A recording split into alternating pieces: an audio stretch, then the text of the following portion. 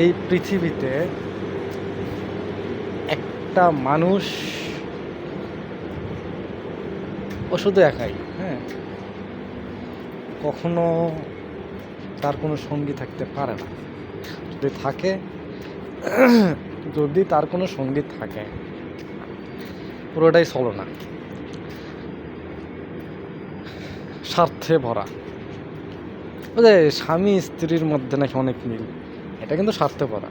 ওই সামাজিক চেতনা থেকে হোক বা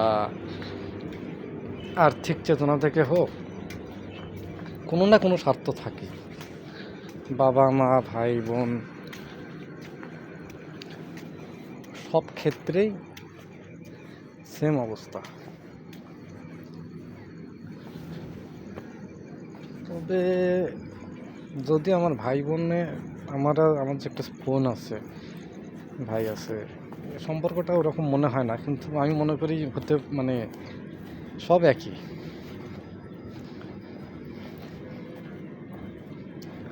সবাই বলে বাবা মার সম্পর্ক নাকি খুব খুব শক্ত, ভালোবাসা তাদের নিঃস্বার্থ।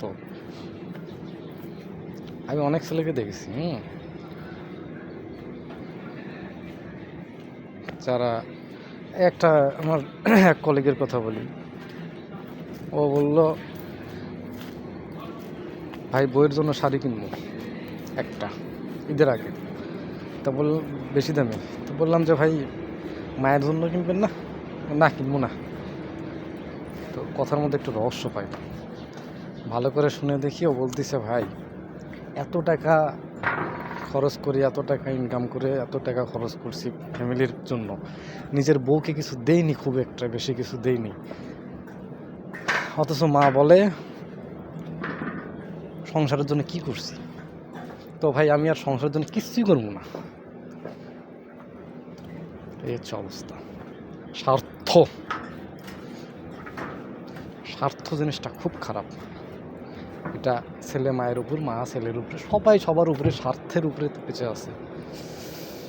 এটাই বাস্তবতা, এটাই সত্যতা।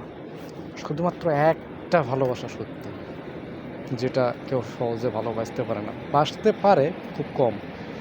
কে সে? আল্লাহ। সৃষ্টিকর্তা ছাড়া পৃথিবীতে কেউ কারো না, কেউ কারো না।